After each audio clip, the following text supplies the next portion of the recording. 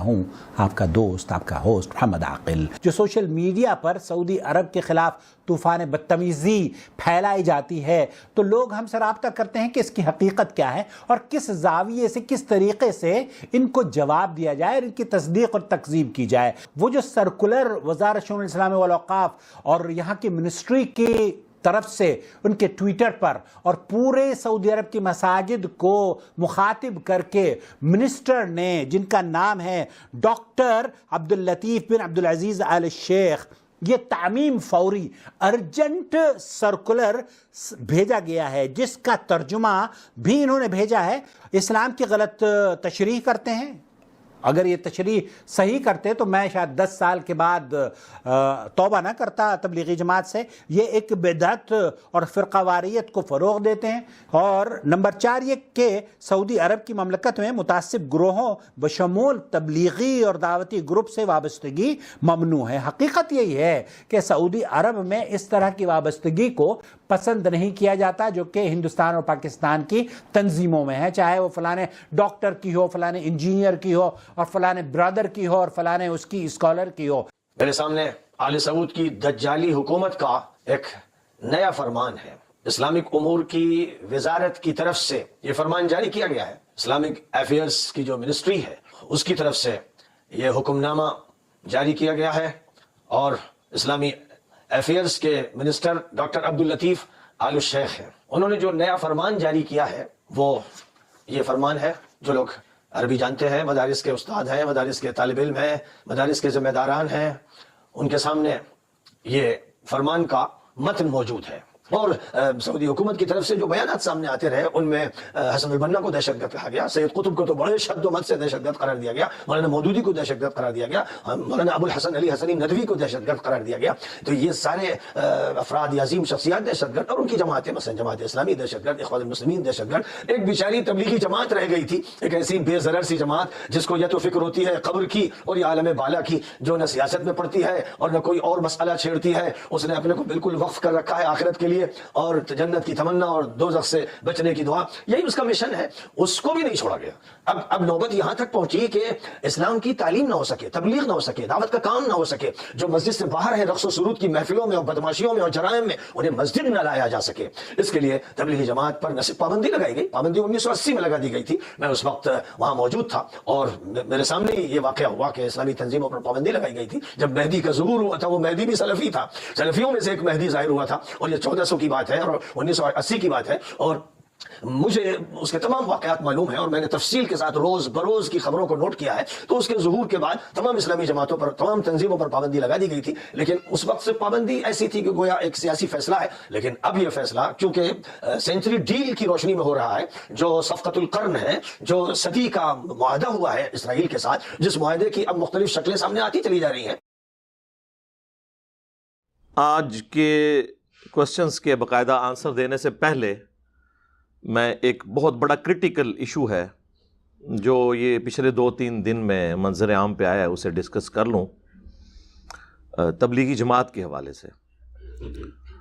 اب اس کی ایتھینٹسٹی کیا ہے وہ تو ہمارے علم میں نہیں ہے، لیکن اوورآل چونکہ کافی زیادہ علماء کرام نے بھی اس کے اوپر ڈسکشن کی ہے تو لگتا ایسا ہی ہے کہ تبلیغی جماعت کے حوالے سے جو سوشل میڈیا کے اوپر ایک خبر گردش کر رہی ہے وہ ٹھیک ہی ہوگی۔ جو حرمین شریفین میں یعنی سعودی عرب کے اندر آفیشلی ان کی گورنمنٹ کی طرف سے تبلیغی جماعت کے اوپر پابندی لگائی گئی ہے، تو ہم ڈنکے کی چوٹ پہ اس کی مخالفت کرتے ہیں، بالکل غلط ایٹیچیوڈ ہے۔ یہی وجہ ہے کہ ہم لوگ ہمیشہ اس پلیٹ فارم سے ڈیموکریسی کو سپورٹ کرتے ہیں۔ جمہوریت جتنی بھی ٹوٹی پھوٹی ہو، بہرحال وہ ڈکٹیٹرشپ سے، بادشاہت سے، ملوکیت سے، کنگ شپ سے جو ہمارے عرب ملکوں میں ہے بہت بہتر ہے۔ کم از کم فریڈم آف ایکسپریشن تو ہوتا ہے، اور قرآن حکیم میں اس کا حکم بھی ہے۔ اس حوالے سے میں مغربی جمہوریت کی بات نہیں کر رہا، اسلامک ڈیموکریسی کی۔ وَأَمْرُهُمْ شُورَى بَيْنَهُمْ، اہل ایمان کی اللہ نے نشانی بتائی ہے کہ ان کے آپس کے کام مشورے سے طے ہوتے ہیں، اور مشورہ اتنا اہم ہے کہ اللہ کے محبوب صلی اللہ علیہ وآلہ وسلم بھی صحابہ کرام کے مشورے کے ساتھ چلا کرتے تھے، حالانکہ ان کو تو وحی کی تائید بھی حاصل تھی۔ غزوہ احد کے موقع پر جب چند اصحاب کی نافرمانی کے سبب فتح واضح شکست میں بدل گئی، اور قرآن حکیم میں باقاعدہ کم از کم 60 آیات میں سورہ آل عمران کے اندر اس کے اوپر اللہ تعالیٰ کی طرف سے کمنٹری بھی آئی، اس میں بھی آپ دیکھیں اللہ تعالیٰ نے یعنی صحابہ کرام کی اس غلطی کو معاف کرنے کے بعد نبی صلی اللہ علیہ وآلہ وسلم کے بارے میں اسپیسیفکلی فرمایا کہ اگر آپ تند مزاج ہوتے تو یہ صحابہ کا گروہ آپ سے الگ ہو جاتا، یعنی یہ آپ کے اخلاقیات ہیں کہ یہ آپ کے ساتھ اٹیچ ہے، اور اس کا سٹارٹ بڑے پیارے انداز میں کہ یہ اللہ کی رحمت ہے کہ تم ان کے لیے نرم دل ہو، اللہ نے اسے بھی اپنی طرف منسوب کیا، ورنہ تو یہ آپ کا ساتھ چھوڑ جاتے۔ بہرحال اب جو کچھ ہوا اس کے بعد جو ہے ان سے عفو درگزر کا معاملہ فرمائیں، اور نیکسٹ بھی اپنے مشوروں میں انہیں شامل رکھیں، یعنی جن کی وجہ سے سارا مسئلہ خراب ہوا کہا کہ انہیں بھی مشورے میں شامل رکھنا ہے۔ ویسے بھی آپ احادیث میں بھی دیکھ لیں، ہم کسی بھی راوی کے اوپر جب جرح کرتے ہیں تو ہم کہتے ہیں کہ جمہور محدثین کے ہاں یہ راوی کمزور ہے، ضعیف ہے یا متروک ہے، تو وہاں تو جمہوریت سارے مان رہے ہوتے ہیں، یعنی میجورٹی کے ہاں۔ اسلامک ڈیموکریسی میں اور جو ویسٹرن ڈیموکریسی میں فرق یہ ہے کہ ہم یہ کہتے ہیں کہ ڈیموکریسی حلال کے دائرے کے اندر اندر ہوگی، جیسے ہی حرام کا معاملہ ہوگا نا پھر ہم ڈیموکریسی کو نہیں دیکھیں گے بلکہ دیکھیں گے کتاب و سنت میں ہمارے لیے کیا گائیڈ لائنز موجود ہیں۔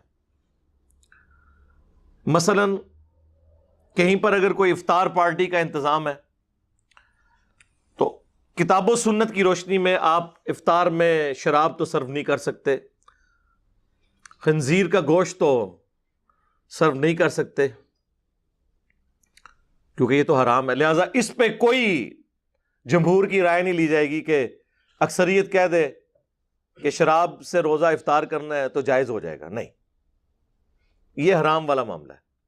ہاں حلال میں تو ہم بھی جمہور کی رائے دیکھتے ہیں، جب کبھی مشورہ ہوتا ہے کہ جناب افطار میں کیا رکھنا ہے، ہم نے روح افزا سرو کرنا ہے یا ہم نے بوتلوں کے ذریعے افطار کروانا ہے یا کھجور پہ ہی اکتفا کرنا ہے، کھانے کا مینیو جو ہے وہ روٹی سالن رکھنا ہے یا چاول ہو، بریانی ہو یا پلاؤ ہو، یہ سب کچھ ہم مشورے سے ہی طے پاتا ہے نا، اس میں میجورٹی کی رائے دیکھی جاتی ہے، تو وہ حلال کے دائرے میں ہوتی ہے۔ یہی اسلامک ڈیموکریسی ہے، تو یہ بہت بڑی نعمت ہے۔ پاکستان میں سمجھتا ہوں بہت بڑی نعمت ہے مسلمانوں کے لیے، جہاں کم از کم فریڈم آف ایکسپریشن تو کافی حد تک موجود ہے۔ آپ دیکھتے ہیں اس پلیٹ فارم سے اخلاق کے دائرے کے اندر کوئی ریاستی ادارہ، کوئی مذہبی جماعت، کوئی پولیٹیکل لیڈر نہیں بچا کہ میں نے اس کے اوپر کرٹیسزم نہ کیا ہو۔ عام بندوں کا کرٹیسزم کوئی میٹر نہیں کرتا کیونکہ ان کی ویورشپ اتنی نہیں ہوتی۔ ہماری اللہ کے فضل سے ویورشپ پاکستان کے جتنے بڑے بڑے ٹی وی چینلز ہیں ان سے بھی زیادہ ہے، تو پھر لوگوں کو ہضم ہو رہی ہے تو تبھی سن رہے ہیں نا۔ تو یہ ساری فریڈم آف ایکسپریشن کی برکات ہیں، یہ سب کچھ آپ کو عرب ملکوں میں حاصل نہیں ہے۔ اور اب تبلیغی جماعت کے اوپر انہوں نے پابندی لگائی، اس حوالے سے میں ایک تھوڑی سی کلیریفیکیشن آپ کو دے دوں۔ تبلیغی جماعت پہ یہ پابندی جو لگی ہے یہ کوئی آج کی پابندی نہیں ہے، 1980s میں 8 سے 40 سال پہلے ہی تبلیغی جماعت پہ باقاعدہ طور پہ سعودی عرب میں پابندی ہے۔ اس وقت جو مفتی اعظم سعودیہ تھے انہوں نے باقاعدہ ریٹن میں فتویٰ دیا تھا کہ ان کی کتاب میں جو تعلیمات ہیں وہ قرآن و سنت کے منافی ہیں۔ وہ تو بالکل ٹھیک ہے، اس میں کئی چیزیں ہیں، ہماری بھی ریزرویشن ہے، اس کو میں تھوڑا بہت ڈسکس بھی شاید کر دوں اینڈ پہ، وہ الگ بات۔ ان زمانوں میں دیوبند علماء کا لکھا ہوا قرآن کا ترجمہ اور تفسیر دی جاتی تھی، محمود الحسن دیوبندی صاحب کی، لیکن جب پاکستان سے اہل حدیث علماء نے اس کی کچھ غلطیاں ہائی لائٹ کی تو انہوں نے اس کے اوپر پابندی لگا کے پھر پاکستان کے ایک اہل حدیث عالم ہیں، کچھ عرصہ پہلے ہی فوت ہوئے ہیں، 95 ایئرز کی ایج میں آلموسٹ، صلاح الدین یوسف صاحب، اللہ تعالیٰ ان کی غلطیوں سے درگزر فرمائے، انہیں نیک کاموں کا اجر عطا فرمائے۔ تو انہوں نے ایک بڑا اچھا قرآن کا ترجمہ وہیں سعودیہ میں آپ کو مسجد نبوی میں، بیت اللہ شریف میں آپ کو وہ اردو زبان میں وہی نظر آئے گا پڑھا ہوا۔ دارالاسلام پبلیکیشن جو پاکستان کا ایک ادارہ ہے، جو دنیا میں اس وقت سب سے بڑا ادارہ ہے کتابیں چھاپنے والا، اردو زبان میں، انگلش زبان میں، اس کے لیول پہ صرف ایک دارالکتب العلمیہ ہے بیروت کا، باقی اوورال دارالاسلام کا کام بہت بڑے لیول کا ہے۔ پاکستان کے ہی وہ اس کے آنر ہیں، اہل حدیث عالم دین ہیں عبد المالک مجاہد صاحب گجرانوالہ کے۔ اس وقت انہوں نے اپنا ہیڈ آفس بھی ریاض سعودیہ میں بنایا ہوا ہے۔ ایون سعودی عرب کی لائبریریز میں بھی آپ کو دارالاسلام کی چھپی ہوئی کتابیں نظر آئیں گی۔ یہ میرے ٹیبل پہ بھی جو کتابیں رکھی ہوئی ہیں عربی، بخاری، مسلم، ابو داؤد، ترمذی، نسائی، ابن ماجہ، یہ دارالاسلام کی ہیں۔ تو وہ اس کے آپ سمجھ لیں سب سے بڑے ایڈوائزر کے طور پہ بھی تھے، پوری زندگی انہوں نے جاب اسی میں کی۔ دارالاسلام نے ان کا وہ ترجمہ احسن البیان پرنٹ کیا تھا، اسی کے رائٹس پھر لیے سعودیہ والوں نے، شرافات پرنٹنگ پریس والوں نے، اور وہ حاجیوں کو مفت دیا جاتا ہے، ایٹ لیسٹ حج کرنے کے لیے جو لوگ جاتے ہیں وہاں پہ بھی اندر رکھے ہوتے ہیں، وہاں سے بھی آپ کو مفت مل سکتا ہے تھوڑی سی کوشش کرنے سے۔ اور زبانوں میں بھی ہے، اردو والا جو ہے وہ بہرحال انہی کا ہے۔ تو وہ انہوں نے شروع کر دیا۔ تبلیغی جماعت پہ اس وقت پابندی لگ گئی تھی، تبلیغی جماعت کو سعودیہ کی کسی مسجد میں درس دینے کی اجازت 8 سے نہیں 40 سال پہلے سے نہیں ہے۔ پہلے آلموسٹ یہ 60 سال تک وہاں کام کرتے رہے ہیں۔ تبلیغی جماعت 1926 میں بنی تھی، یعنی ابھی 100 سال اسے مکمل نہیں ہوئے۔ اس وقت سے لے کر 80s تک سعودیہ میں اجازت تھی، ان کو اوپنلی مساجد کے اندر جماعتیں جاتی تھی۔ یہ جو آپ سنتے ہیں نا کہ تبلیغی جماعت پہ پابندی لگی ہے، یہ اب ذرا بڑے لیول کی پابندی ہے، کیونکہ وہ جو پرانی پابندی تھی اس میں مساجد میں تو وہ درس و بیان کا سلسلہ نہیں کر سکتے تھے، لیکن حج کے موقع پر منا کے خیموں کے اندر فضائل اعمال کا درس، اندازہ کریں یار، منا کے خیموں میں قرآن ترجمے سے پڑھنے کی بجائے وہ فضائل اعمال کا درس ہو رہا ہوتا تھا۔ میں نے خود مطلب اٹینڈ کیا 2007 میں جب میں حج کے لیے گیا، تو وہ اجازت تھی۔ اسی طریقے سے ہوٹلوں کے اندر اور گھروں کے اندر یہ سلسلہ چل رہا تھا۔ لیکن آپ سمجھ لیں جس طرح ہمارے یہاں پہ ہو جاتا ہے نا کہ کل عدم ڈکلیئر ہو جائے کوئی جماعت، تو وہ چھپ کے بھی کوئی ایکٹیویٹی نہیں کر سکتی۔ تو اب آلموسٹ انہوں نے اس کو یہ درجہ وہاں پہ دے دیا ہے۔ غلط ایٹیچیوڈ ہے، اس کی ریزن کوئی بھی ہو۔ بعض لوگ اسے وہ طالبان کے انقلاب کے ساتھ جوڑ رہے ہیں کہ وہ کہیں ایکسپورٹ نہ ہو جائے سعودیہ میں، یہ ان کو خطرہ لگا ہے کہ تبلیغی جماعت کے ذریعے طالبان آ کے یہاں سے ہماری کنگ شپ نہ چھین لیں۔ ملوکیت میں یہ تو ڈر لگا رہتا ہے، جب عوامی حکومت نہ ہو، ڈنڈے کے زور پہ ہو، تو وہ اسے مقبولیت تو حاصل نہیں ہوتی۔ پہلے ان کو خطرہ جو ہے وہ صدام حسین سے تھا، اس سے پہلے خطرہ ان کو امام خمینی سے تھا، اور اب طالبان سے خطرہ لگ گیا، کبھی داعش سے لگ جاتا ہے۔ تو یہ بھی ایک بڑی جو انڈکلیئرڈ ریزنز ہیں نا، ان میں سے ایک یہ ہے کہ شاید وہ نہ۔ یہ بات ٹھیک ہے کہ تبلیغی جماعت چونکہ اس کے روٹس دیوبند سے ہیں، تو دیوبندیوں کی جتنی بھی نان اسٹیٹ ایکٹرز سمجھ لیں جماعتیں ہیں نا، وہ اپنے کرتوتوں کو چھپانے کے لیے تبلیغی جماعت کو شیلٹر کے طور پر یوز کرتی ہیں۔ اس میں تبلیغی جماعت کا قصور نہیں ہے، وہ لوگ کرتے ہیں۔ ایون پاکستان میں بھی آپ دیکھیں، چونکہ تبلیغی جماعت کے لیے پورے ملک میں ایک سافٹ کارنر پایا جاتا ہے ان کی کنٹریبیوشنز کی وجہ سے، تو ہمارے کے پی سے جو ڈرگز ہیں ان کی اسمگلنگ بعض اوقات تبلیغی جماعت میں گھسے ہوئے لوگ، تبلیغی جماعت کی وجہ سے نہیں ہو رہا ہوتا، لیکن وہ اس کو یوز کرتے ہیں، اور اس طریقے سے۔ اور یہ فرسٹ ہینڈ نالج میرے پاس موجود ہے ایجنسیز کی طرف سے۔ یہ نہیں کہ میں ایجنسیوں کا بندہ ہوں، مجھے تنگ بھی بہت ہیں وہ، تو بہرحال میرے پاس چونکہ فرسٹ ہینڈ نالج ہوتا ہے کہ یہ اس طرح، وہ جب اس طرح دہشت گرد چھپے ہوتے ہیں تو بعض اوقات وہ رائے ونڈ سے ملتے ہیں، یا رائے ونڈ سے انہوں نے تشکیل کوئی کسی وزیرستان کے علاقے میں کروائی ہوتی ہے، لیکن وہ رائے ونڈ والوں کو تو بیچاروں کو پتہ ہی نہیں ہوتا، اور وہ ویسے بھی کوئی 8 سے 1000 سال پہلے کی زندگی گزار رہے ہیں، نہ وہاں پہ آپ کو کوئی موبائل فون کی وہ اجازت ہے، نہ انہوں نے کوئی الیکٹرانک ریکارڈ مینٹین کیا ہوا ہے کمپیوٹرز میں، وہی پرانے رجسٹر ان کے چل رہے ہیں. اور ایون سپیکر میں نماز نہیں ہوتی، تقریریں سپیکر میں ہوتی ہیں، دعا سپیکر میں ہوتی ہے، نماز جو ہے وہ سپیکر میں نہیں ہوتی، مکبرین کھڑے کیے ہوئے ہیں. تو مغرب اور عشاء کی نماز بھی پرائیویٹ میں اسی طریقے سے ہے جس طرح ظہر اور عصر کی نماز ہے. امام کی آپ کو قرات کی آواز آتی ہی نہیں ہے. آلموسٹ آپ سمجھ لیں ایک وقت میں 70-80 ہزار لوگ تو عام دنوں میں وہاں پہ اس مسجد میں موجود ہوتے ہیں. یعنی پاکستان میں سب سے بڑی گیدرنگ نماز کی جو ہے وہ رائیونڈ کی مسجد میں ہوتی ہے عام دنوں میں.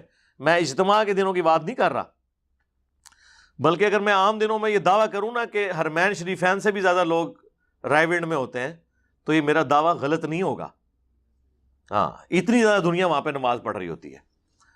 تو یہ یعنی حج عمرے کو اگر آپ چھوڑ دیں نا، عمرے پہ جن دنوں میں پابندی ہوتی ہے تو آپ دیکھ لیں حرم مکہ میں کتنے بندے نماز پڑھ رہے ہوتے ہیں، اس سے زیادہ ہوتے ہیں وہاں پہ. تو وہ تو حج عمرے کی وجہ سے لوگ چلے جاتے ہیں نا، یہ تو نہیں کہ پورا سعودیہ جو ہے وہ مکے میں ہر وقت بیٹھا ہوتا ہے. یہ یہیں سے بات کی جا سکتی ہے کہ جی ہم ہوتے تو وہیں پہ ہوتے، ایسے نہیں ہوتا. تو تبلیغی جماعت پہ انہوں نے پابندی اس وقت ہی لگائی تھی، وہ اس طرح ایکٹیویٹیز پرفارم نہیں کر سکتے تھے.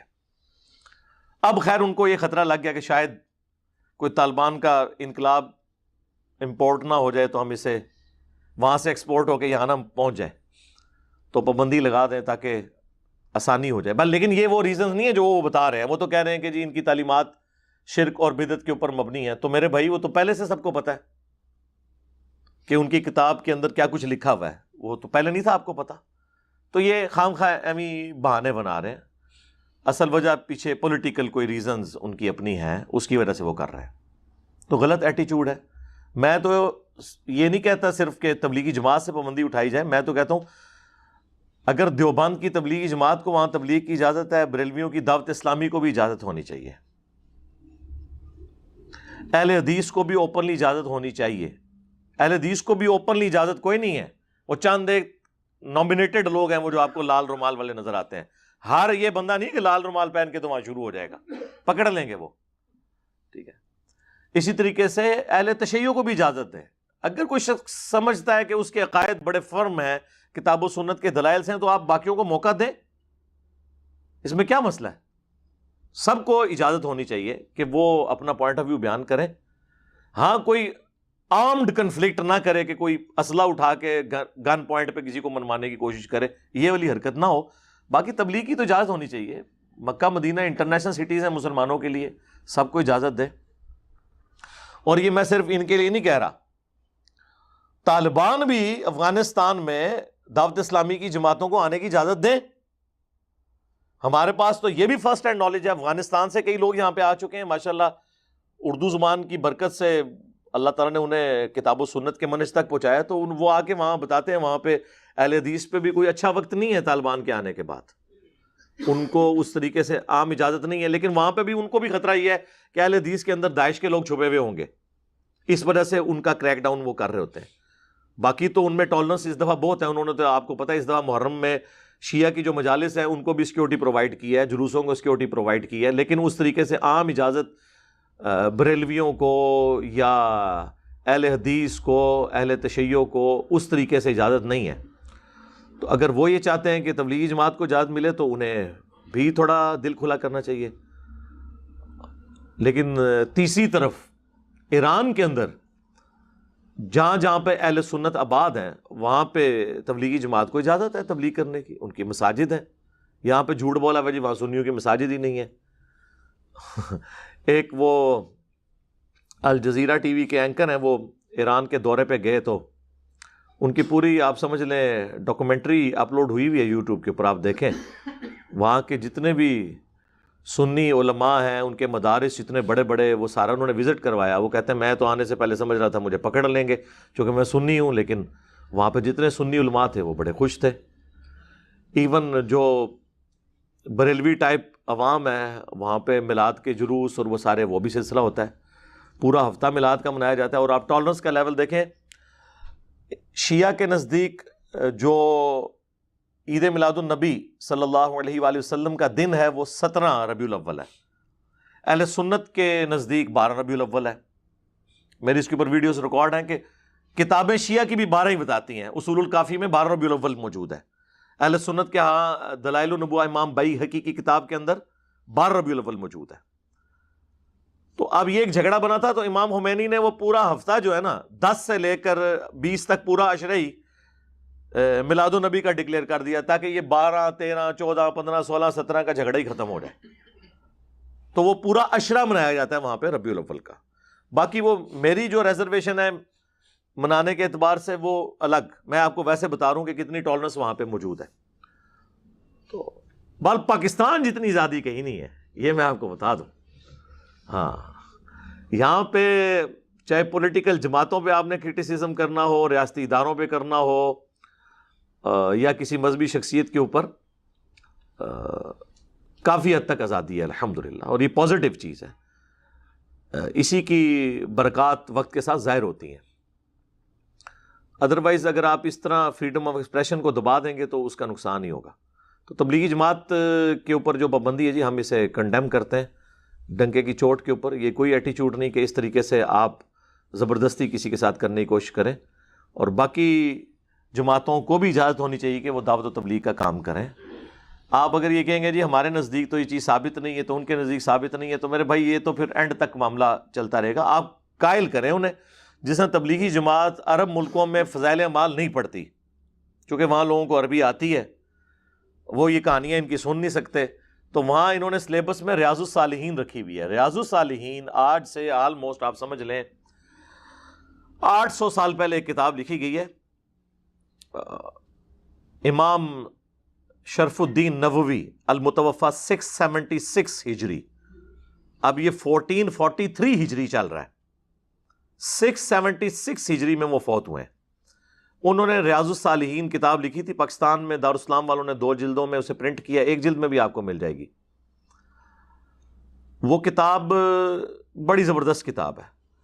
مختلف ٹاپکس بیسکس سے لے کر اخلاقیات تک، ہر ٹاپک کے اوپر پہلے وہ آیات لے کے آتے ہیں، اس کے بعد وہ احادیث لے کے آتے ہیں بخاری سے، مسلم سے، پھر اس کے بعد سنن اربعہ، جامع ترمذی، ابو داؤد، نسائی، ابن ماجہ سے. اس طریقے سے مختلف ٹاپکس کے اوپر آپ سمجھیں کہ بنے بنائے نوٹس ہیں.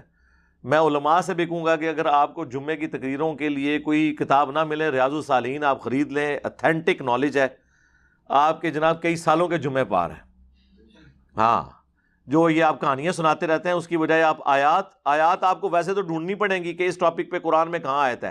وہاں اتنی انٹلیکچوئل ترتیب کے ساتھ انہوں نے جو ہے وہ اس کے چیپٹرز بنائے ہیں، اور ہر چیپٹر کے آغاز میں آیت لے کے آتے ہیں، اس سے ریلیٹڈ آیات، پھر احادیث لے کے آتے ہیں. اس کے بعد سٹوریاں کوئی نہیں لے کے آتے. احادیث پہلے بخاری مسلم سے، اس کے بعد باقی. یعنی جس طرح مشکات المصابیح لکھی گئی ہے نا، مشکات تو پیورلی حدیث کی کتاب ہے نا، اس میں پلس قرآن کی آیات بھی ہیں. مشکات کے بعد میں یعنی سب سے بیسٹ بک اس حوالے سے اسے سمجھتا ہوں. مشکات ٹاپ پہ اس لیے کہ اس میں زیادہ ٹاپکس کور ہیں. اس میں ٹاپکس اتنے زیادہ نہیں ہیں، لیکن جو بیسک جتنی بھی آپ کی ایک ضروریات دین ہے، آپ کی بیسکس جتنی بھی، وہ اس کے اندر کور ہے. اخلاقیات سے متعلق ہوں، اسی طریقے سے علم الاحکام ہوں، طہارت کے مسائل ہوں، یہ ساری چیزیں اس میں انہوں نے کور کی ہوئی ہیں. تو ریاض الصالحین سے وہاں درس دیتے ہیں. تو سعودیہ والوں کو اگر ان سے ہے تو وہ ریاض الصالحین سے درس شروع کرواتے ہیں. باقی یہ کہنا ہے کہ جی یہ وہ 3 دن کا سروزہ لگانا، 40 دن کا چلہ لگانا، یہ نبی علیہ السلام سے ثابت نہیں ہے. تو یہ میرے بھائی یہ تو انتظامی معاملات ہیں.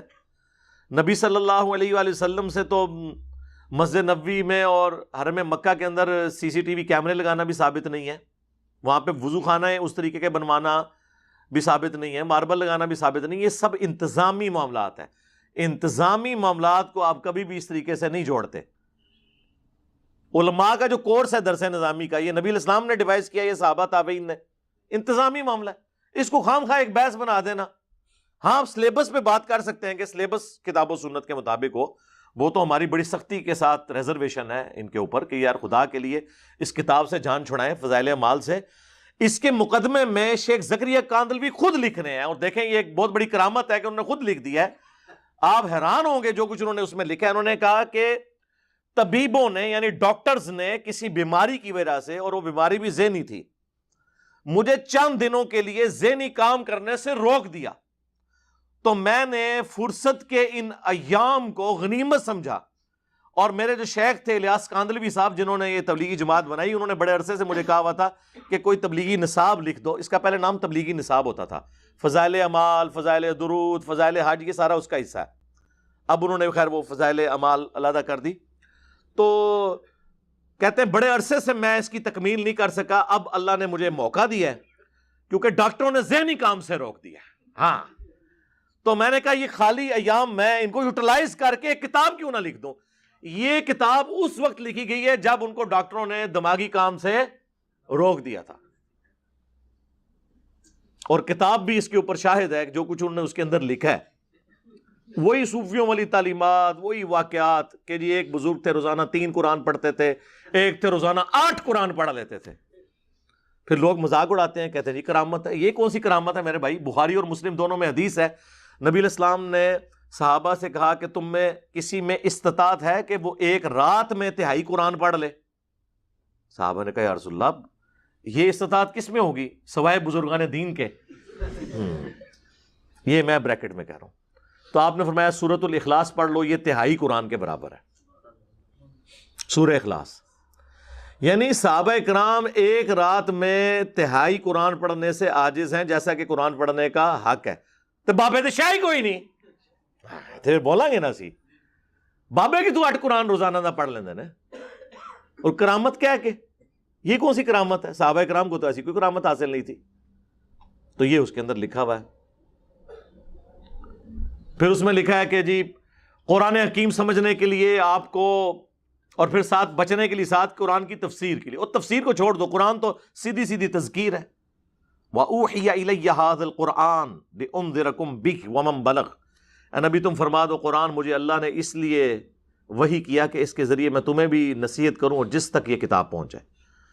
تو ایز فار ایز نصیحت از کنسرنڈ دنیا کی سب سے آسان کتاب قرآن ہے. اس کی وجہ ہے کہ یہ ایک موچی کی بھی ضرورت ہے، ایک ڈاکٹر کی بھی، ایک ریڈی بان کی بھی ضرورت ہے، ایک انجینئر کی بھی، ایک انٹلیکچوئل کی بھی ضرورت ہے، ایک عام انسان کی بھی، کیونکہ کامیابی تو آخرت کی سب کو چاہیے.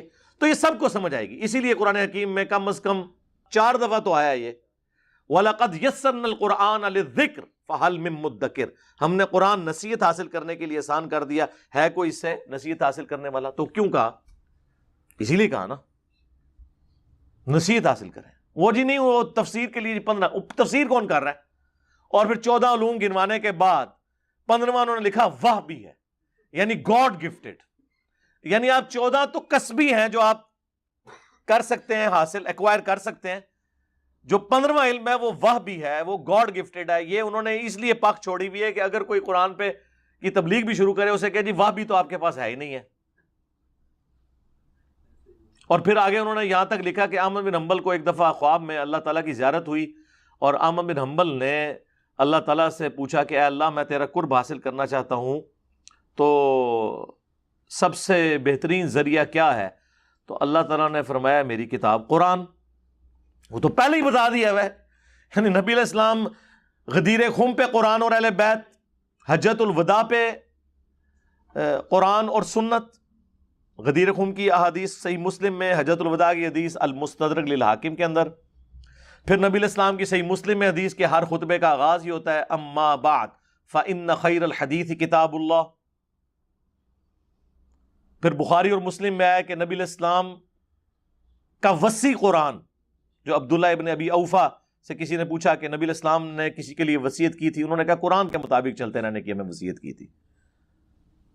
تو وہ تو احمد بن حنبل کو کوئی خاص بات یہ نہیں آنی ہے.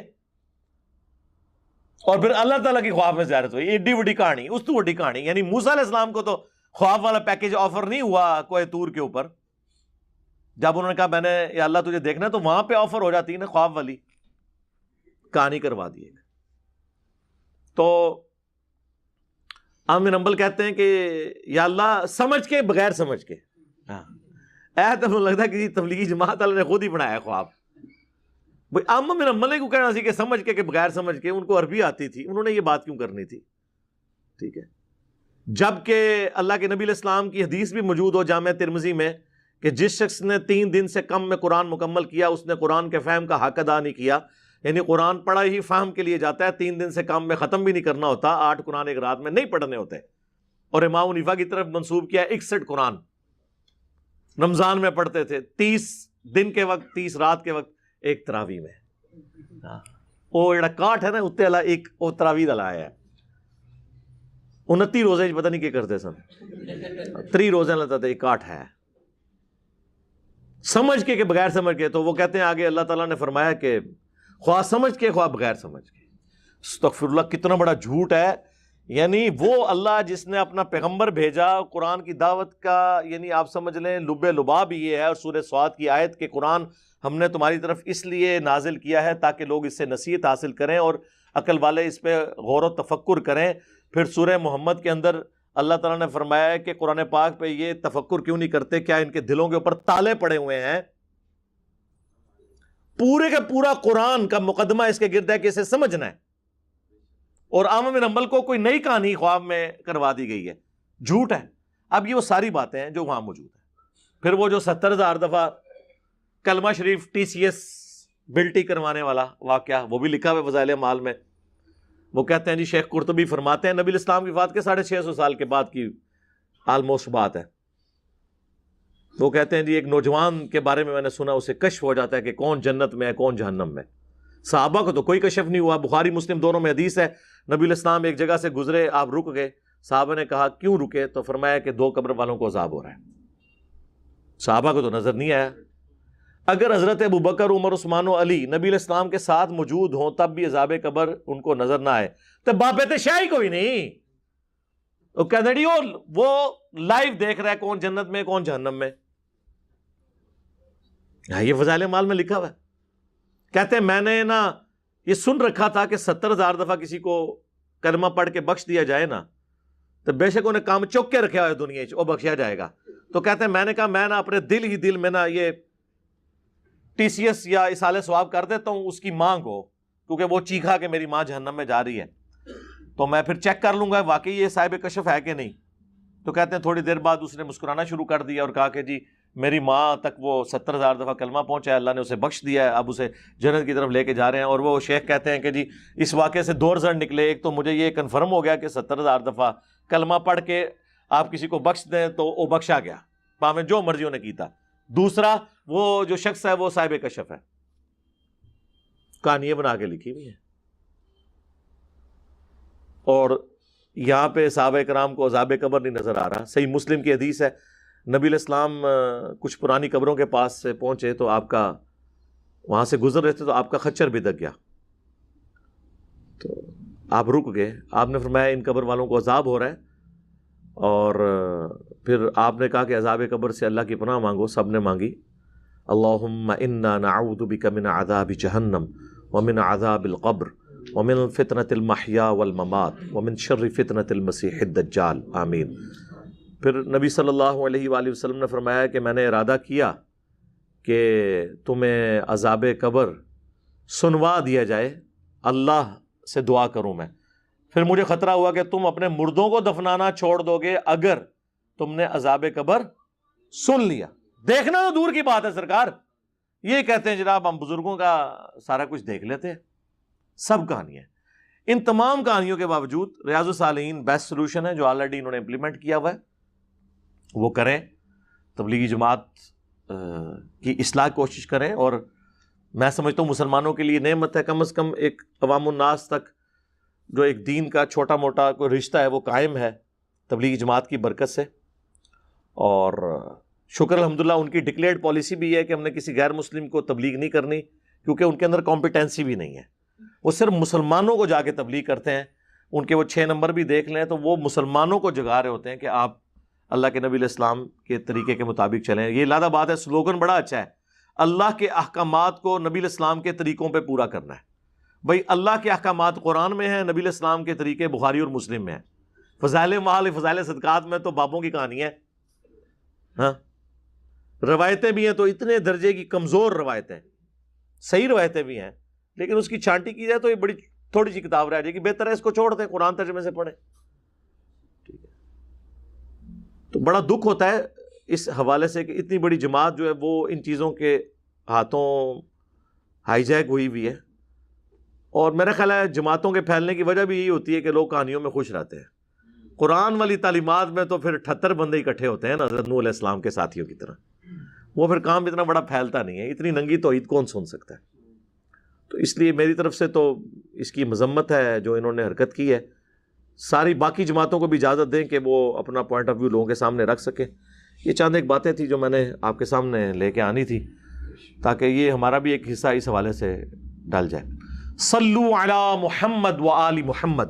اللہم صلی علی محمد وعلی آل محمد و اصحاب محمد اجمعین الی یوم الدین. آمین.